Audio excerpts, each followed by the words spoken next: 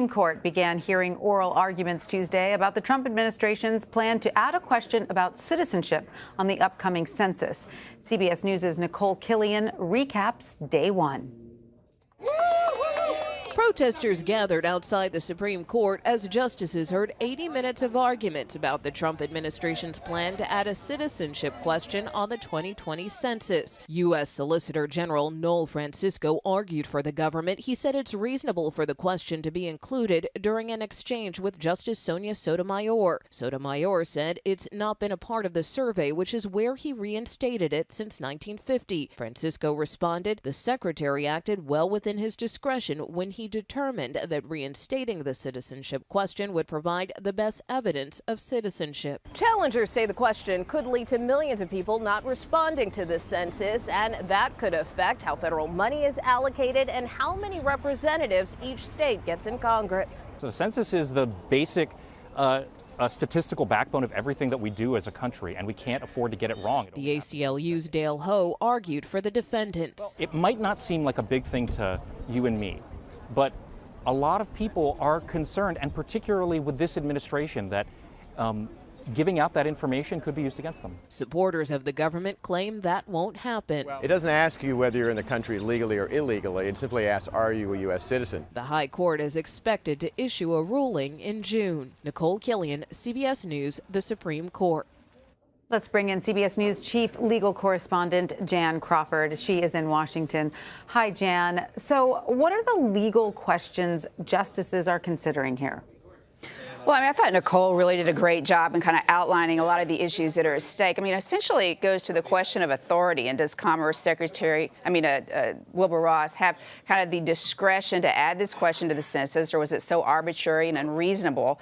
But then there's another question about whether or not, as the Constitution requires, you have to have this enumeration of all our citizens, and if that is going to somehow compromise that, because so many people will be reluctant, they argue, the argument against the question goes, to return the census. So we won't get an accurate count of actually the people in the United States as the Constitution says we need. And so then how are justices approaching this case? Do you see the justices approaching it from different directions? Oh, absolutely. Throughout the arguments today, it was a very clear, ideological split. You had the 5 conservative justices on the one hand saying, we don't really see the problem with this question being in the census. And then you had the 4 liberal justices, as Nicole pointed out, led by Justice Sonia Sotomayor, saying, oh, let me tell you what, there is a big problem with it. And the point that the liberals were making was that Secretary Ross was really doing something else when he put that question in the census, that it wasn't that he just wanted to get the number of citizens, because there's modeling and statistical analysis that could be done for that. But he was actually trying to kind of put his finger on the scales, a thumb on the scales. And as Dale Coe had told Nicole, if the number of people who return these forms is suppressed, then that means fewer people are counted. And if fewer people are counted, whether it's in a state or in a locality, that's going to affect the number of House seats that you have. Those are, of course, allocated by population. The amount of money that goes to roads and schools, federal funding, again, allocated based on population. So accurate numbers, very important. Depressed numbers, because people are afraid to turn their forms back in, could have a big implication on money, and that's really the bottom line. Right. By some estimates, you could undercount by 6 million people. Now, the Census Bureau says it needs a ruling by June so it can start printing those paper census forms. Jan, how much is that deadline weighing on the court?